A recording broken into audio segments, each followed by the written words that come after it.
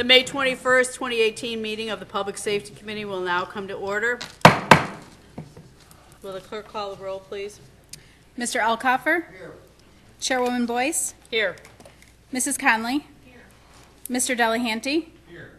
Ms. Harris? Here. Mr. Mafucci? Here. Mr. Shepard? Here. Mr. Terp? Here. Mr. Zal? Here. Next item on the agenda is the public forum. Is there anybody signed up for the public forum, madam? There is not. Okay. Next item on the agenda, we do have a presentation today. The 2019 through 2024 Capital Improvement Program will be presented by Senior Environmental Planner of Economic and Planning, Rochelle Bell, as it pertains to our Public Safety Committee. So Rochelle, would you like to present at this time? Thank you, Madam Chair. You should all have a copy of the County Executive's proposed 2019-2024 CIP. The Monroe County Planning Board reviewed the proposal, held a public information meeting, and prioritized budget year projects before this CIP was submitted to your honorable body. At the full legislature meeting in June, you'll set a public hearing for July and then vote on the plan. There are no funding approvals associated with taking action on this referral. There are two sections in your CIP pertinent to this committee: Public Safety and the Sheriff's Office. Information about the Department of Public Safety's 6-year program begins on page 80 of your CIP. There are five new projects in the program. You will see two of the projects, Public Safety Vehicle Replacement and Weight and Measures Flatbed Truck Replacement, in the 2019 capital budget. The other three new projects are introduced in 2024. Of the five public safety projects in the 2019 budget, three are cash capital and will not impact the county's debt. Funding for two of the public safety projects were rescheduled in the CIP based on shifting needs and efforts to balance planned spending over the 6-year plan horizon. For example, forensic instrumentation upgrade moved up to 2019 and 2020 from 2021 due to increased caseload. The other department of interest to your committee is the Sheriff's Department. Previously programmed projects in the Sheriff's proposed CIP are moving forward as planned. Two new projects are introduced in 2024, replacing the CBRNE containment vessel and upgrading booking stations. I'll be happy to take questions when you get to this item on your agenda. Thank you very much. Thank you, Ms. Bell.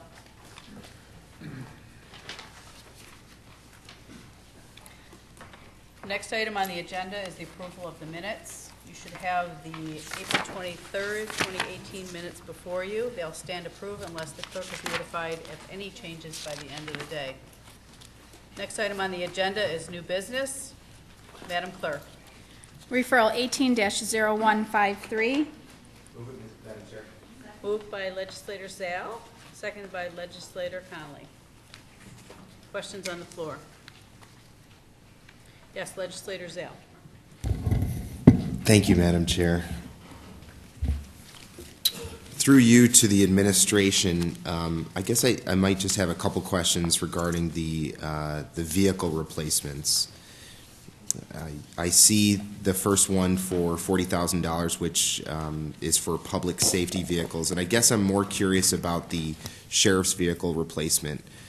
It does state that most of these, or many of these, are used for patrol functions, so I can understand what that is, and it's a fleet of over 300 vehicles being purchased for this $1.6 million. So my question really is, how often do this many vehicles end up getting purchased? Is it once every cycle for capital improvement, or is it more often than that, through the chair? Through the chair, I believe it's several times during the fiscal year. It's based on the manufacturers as well. So when Ford or Chevy can produce the vehicles, we try to purchase them. Thank you. So through the chair, based on what you just said, approximately 300 vehicles every single year are purchased through the CIP? Through the chair, no, not every single year. They're cycled out when needed. Thank you. So then back to my original, how often is a purchase like this made through the chair? Several times a year. And we buy them in bulk too, so probably about, I would say, under 100 a year. Okay, I think I understand what you're saying. So then, as a follow-up, then this year it just happens to end up being 300 through the chair. I think that's just a general comment in the CIP to say we have that many total vehicles. The sheriff's office has 332 vehicles. I see. And So, then yeah. thank you. Then through the chair, approximately how many vehicles are we purchasing Each for year. $1.6 million this year? Through the chair, I would say under 100. Okay, thank you. Yes. I'm sorry. Oh, I'm sorry. Just one more. Just 1 second. I guess I'm curious where we purchase these vehicles from and how we purchase the vehicles and where we purchase them from through the chair. Through the chair, we file, the procurement policy like everyone else does. So some are purchased off a state contract or off of bid. Okay, thank you. Yes. Legislator Harris. Thank you, Madam Chair. Through the chair to the administration, just a clarity follow-up to his question. Is there like a mileage requirement? Does it hit a certain mileage when you decide to purchase a new vehicle? Can you tell us a little bit more about the process? Is it because you're replacing vehicles that's been damaged? Through the chair, it's all of those. I mean, every vehicle is different. Some, like I said, some of them get damaged. Most of the higher mileage, they will be transitioned to other units. So like a lower mileage vehicle that is used by an investigator might be transitioned into a patrol vehicle and then eventually like a unit that doesn't drive as much. So we try to get the maximum use out of all those vehicles. Thank you. Legislator Elkoffer. Here, I just wanted to follow up on Legislator Zale's question regarding the vehicles. That costs $1.6 million. That includes vehicles, but does it also include the electronic that goes into those vehicles for communications? Through the chair, no, that's public safety. Okay, thank you. Any further questions? Seeing none, all in favor signify by saying aye. Aye. Any opposed? Item passes. Next item on the agenda. Referral 18-0154. Moved by Legislator Connolly, seconded by Legislator Elkoffer. Questions on the floor? Legislator Connolly. Thank you, Madam Chair. Through you to the administration, for the domicile restriction program, are those electronic monitoring bracelets that defendants wear?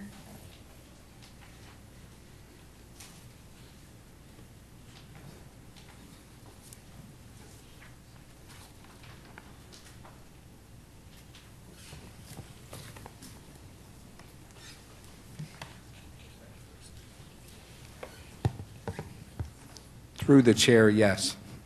Thank you, and through the chair, do those electronic monitoring bracelets have GPS? For the domicile restriction program, they do not.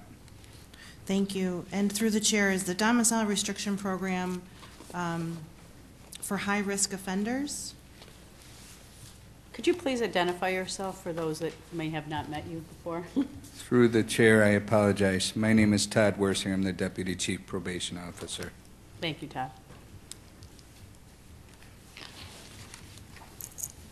And through the chair, could you repeat the question? Thank you. Through the chair, is the domicile restriction program specifically for high-risk offenders?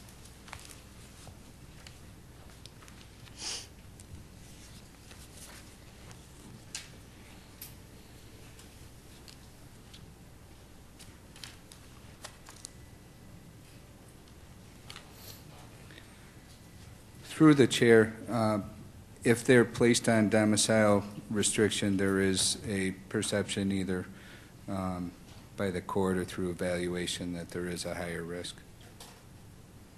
Thank you. So in the referral, through the chair, in the referral, it says that global positioning system monitoring does occur. So through the chair, if it's not through the electronic monitoring of the bracelets, how does that monitoring occur? Through the chair, there can be requests from the courts for enhanced supervision. In general, the domicile program is, I guess another word for it is home confinement, where they're monitored within their home to ensure that they're following a schedule, a curfew, and only leaving the home for approved appointments. There can be requests from the court, which also include electronic monitoring in the form of a alcohol sensing device that they're required to wear. So there's the overall program, and then at the direction of court, there can be specialized requests. Thank you. So through the chair to the administration, what is the cost per offender of the domicile restriction program? Is it easy to calculate about how much it costs per offender?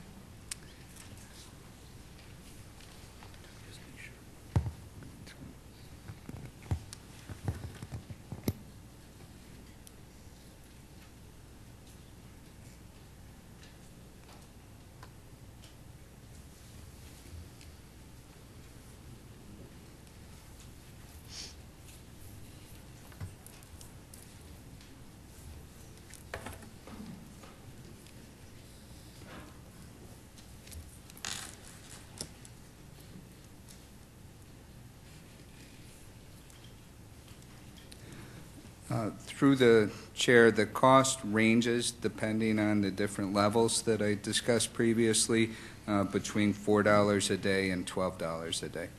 Thank you. And through the chair, what's the approximate cost of housing a defendant in the jail, a daily cost?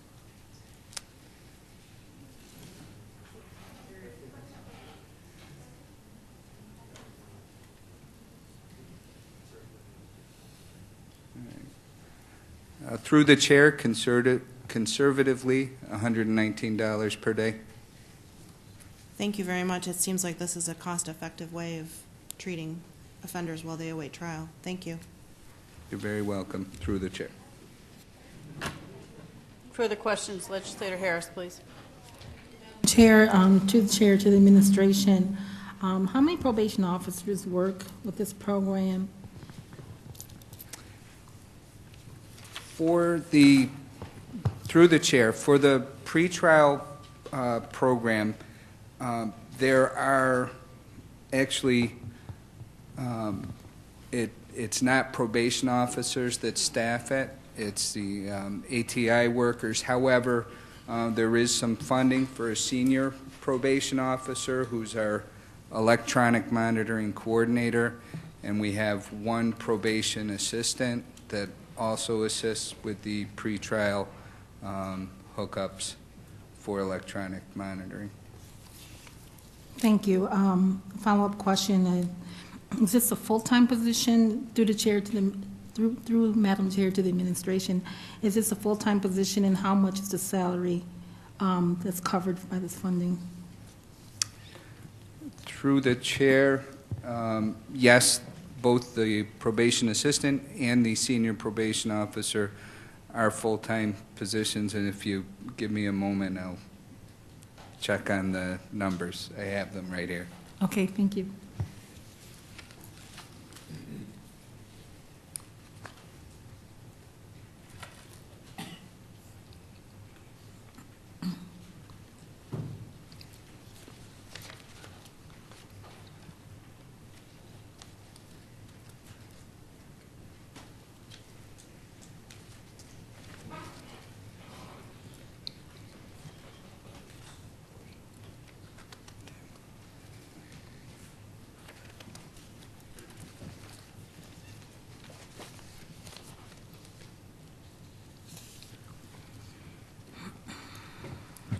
Through the chair, I don't have them readily available, but I can get that exact information to you. That would be acceptable, thank you. And my final question is, how many defendants participated in these programs over the past year, from 7/1/16 through 6/30/17 to be exact? And if you don't have that information available, you can get that to me through the chair to the administration.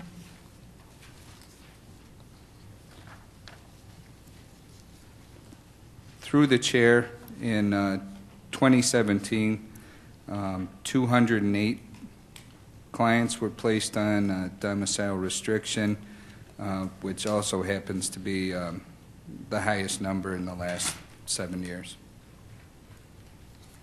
Thank you. Through Madam Chair to the administration, do you have a breakdown of how much of an increase that would be? It's like in percentage? Through the chair, could you just repeat that last part of the question? Yes, through Madam Chair to the administration, you said that it was an increase from last year, and I was wondering if you had a percentage or a breakdown of how much of an increase it would be from last year.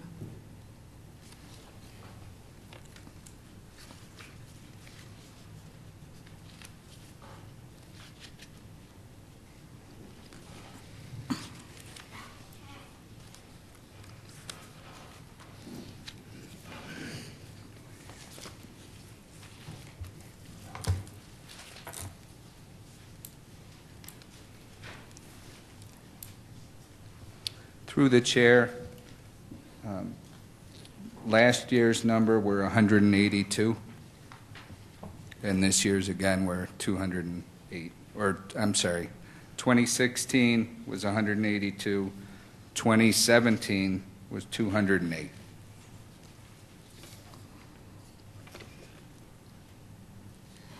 Thank you. Any further questions? Seeing none, all in favor signify by saying aye. Aye. Any opposed? Item passes. Next item on the agenda. Referral 18-0155, authors. Moved by Legislator Alcoffer, seconded by Legislator Turp. Questions on the floor? Legislator Alcoffer. Through you, Madam Chair, to the administration, could administration elaborate on the medical countermeasure program?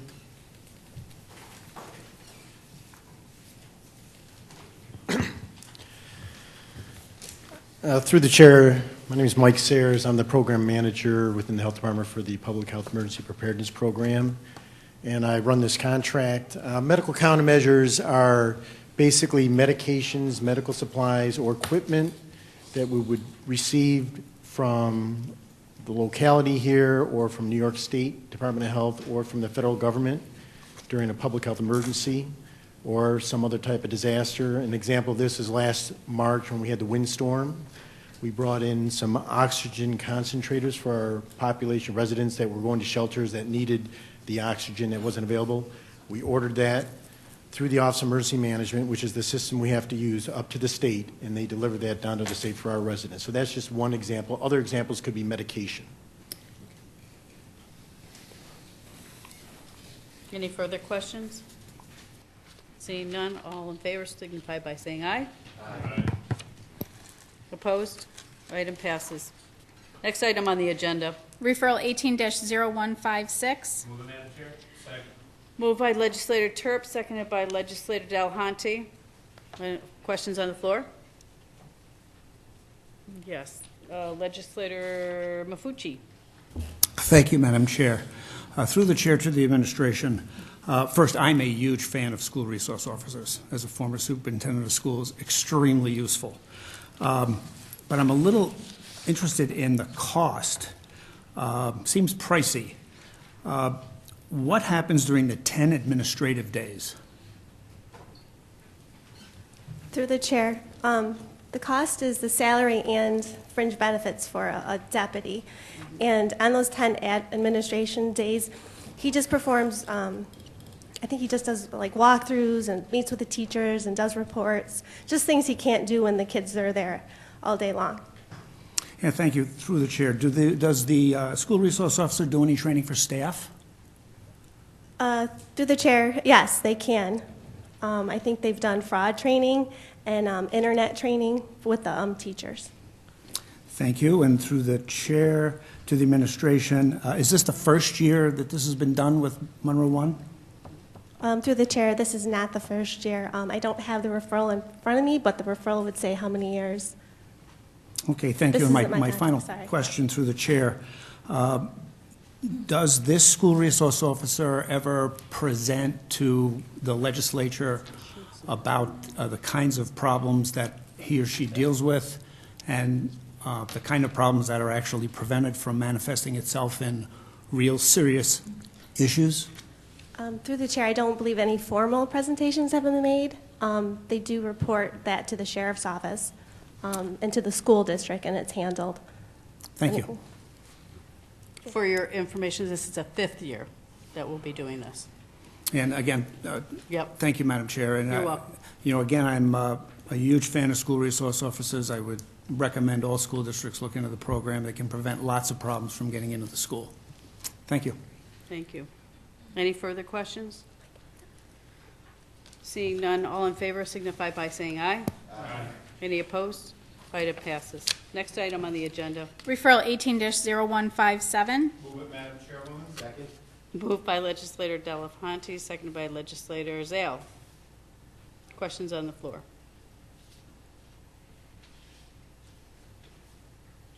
Seeing none, I actually do have a question myself with regards to this one. Is this going to be our first time that we're going to be contracting with HCS? Is that not correct? This is the contract with Healthcare Support Advisors. Through the chair, this isn't my referral, so I'm looking for them to see if it says that. Oh, in okay. it. Thanks, Sorry. Jennifer. Who might be able to answer this? It should be in the referral. I don't believe they've ever. It's not the first.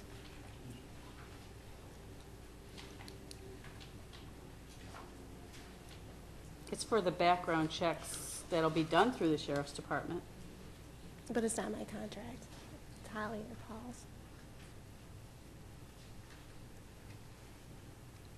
Does anyone know? He's not gonna know.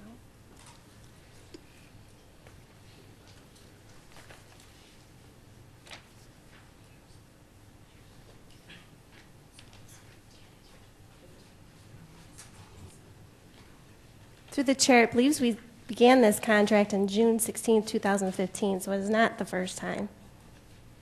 In the first part of the referral, it states that. Okay. So is this the only, it says that it's a not-for-profit, but then it says for-profit and not-for-profit, right? That they're asking these to be done for. So I'm assuming they're the kind of a conduit for placing personnel? I think they're referencing the nursing facilities are for profit and not for profit, but this organization is not for profit. So I guess my question would be, is this something that we do with other for-profits and not-for-profits as well? We do? I think it's just referencing that they provide this service for nursing facilities that are profit and not for profit, but they are not for profit. Does that make sense? Yep. Okay.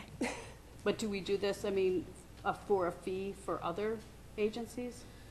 For other departments in the county? I do not know No, that. other agencies in the community. So this is a, Yeah, I do not, I think we only do this for nursing facilities. I've never heard of anyone else, because I think nurses have to have background checks. all right, thank you. Any further questions? Seeing none, all in favor signify by saying aye. Aye. Any opposed? Item passes. Last item on the agenda. Referral 18-0168. Move it, Madam Chair. Moved by legislator Zale, seconded by legislator Conley. Questions on the floor? Legislator Harris? Thank you, Madam Chair. I'd like to know, what is the Swift, Certain, and Fair program? Can you explain that a little bit more?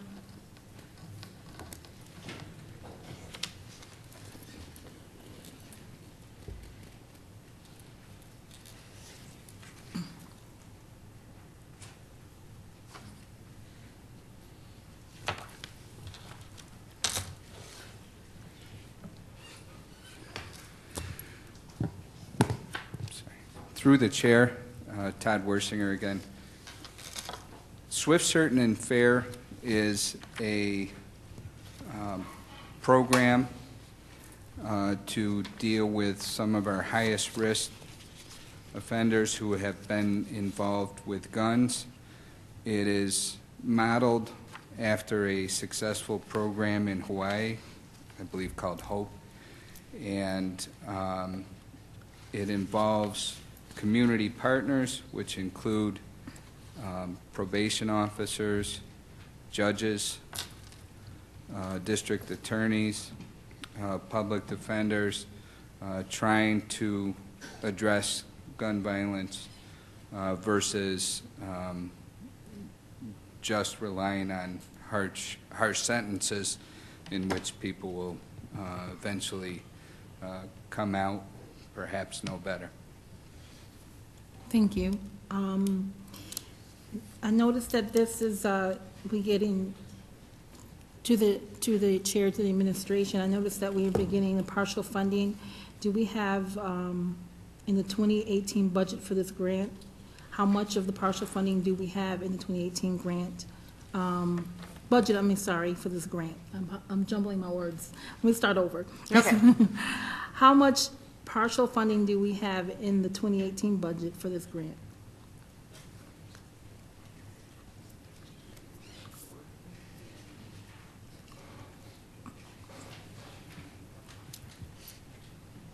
So, right, the total amount, 311,610.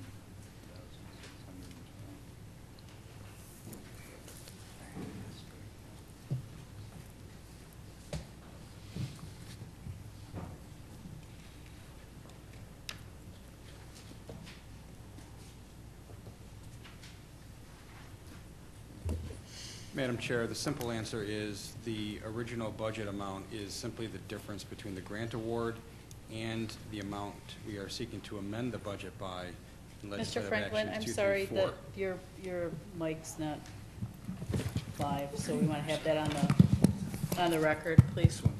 Thank you. Madam Chair, the simple answer is the amount of the original budget can be determined simply by taking the difference between the grant award and the amount we are seeking to amend the budget in actions 2, 3, and 4. If the legislator would like to break down by specific department, we can provide that prior to the legislative vote. That'd be great. I appreciate that. And my final question to the, through Madam Chair, to the administration. I see that this is our 5th year in this grant, and I would like to know if you have any data on on violent crime reduction, specifically in Monroe County.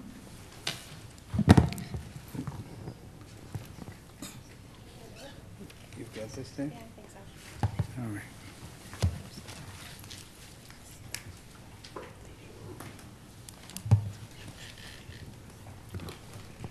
Through the chair, I got this from the strategy because everything that we do is we're supporting RPD, so we really don't get the data directly. But most of the shooting victims have decreased citywide. The number of shooting victims in our problem areas have decreased even faster. So in 2015, we had 228 shooting victims, 65 of whom, which is 29%, were shot within the POP areas. In 2017, we had only 180 shooting victims, with 37 of whom, which was 21%, were shot in the POP areas. Firearm violence has decreased in the POP areas, falling from 122 crimes in 2015 to 107 crimes in 2017, a larger drop than the citywide reduction. There's also other data on some of the POP areas, like Genesee section was actually pulled off of being a POP area because it decreased so much that they're doing it all on duty resources. So they added the Thurston Road and the Brooks area, which is the drug market area. So they're trying to, reduce that section as well. Thank you. That's very, I like the data. I mean, I like getting those numbers. Do the administration, through Madam Chair to the administration, I'd like to know, what is the POP area? What do you mean by that? A POP area is it's problem-oriented policing, and the city uses a lot of different factors in determining a POP area, but the city would have to give all that data. Like, they look at the crime, they look at the population of the area. They have these kind of like a heat map where it shows all the shootings and it's concentrated in one area. So that's how they determine the POP areas, but the city does that, not us. Okay. Well, thank you. Appreciate it. Thank you. Further questions? I have a question with regards to the $9,000 that's going to the Boys and Girls Club. Can you give us a little bit more information? I know what Project Step Up is, but can you tell me how many young folks participated and some of the outcomes that we're expecting with regards to this program?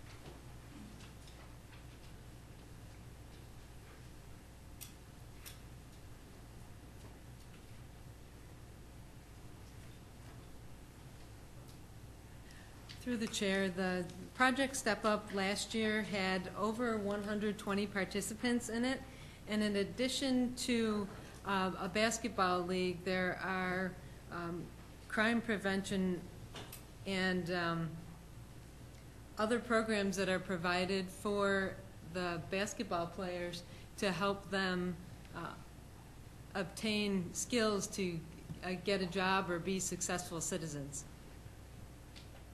So of the 120 young folks, I don't know if they were boys and girls or just boys. So tell me about your success rate of the 120. Through the chair, I don't have that data. That would be maintained by the Boys and Girls Club. That would be wonderful to get that. Through the chair, I will do what I can to get that information for you.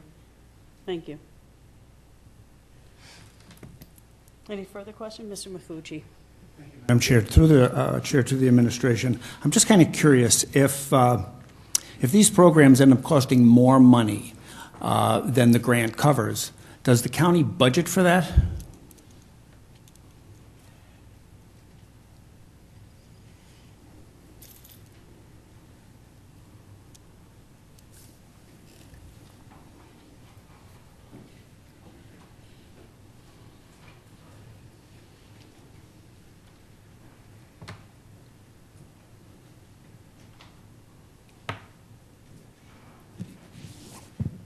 Madam Chair, in instances where these grants tend to recur from year to year, departments generally speaking have an idea of what the grant award may be and will budget a reasonable amount in their annual operating budget, knowing they can later come back to this body with a referral to amend their budget to accept additional funding.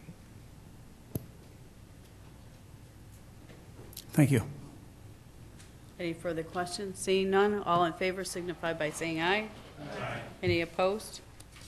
Item passes.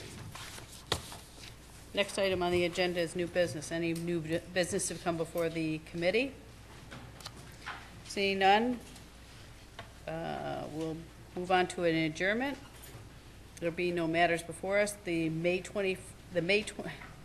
no other matters before us. The May 21st meeting of the Public Safety is adjourned, and the next meeting will be on June 25th at 5:30 p.m.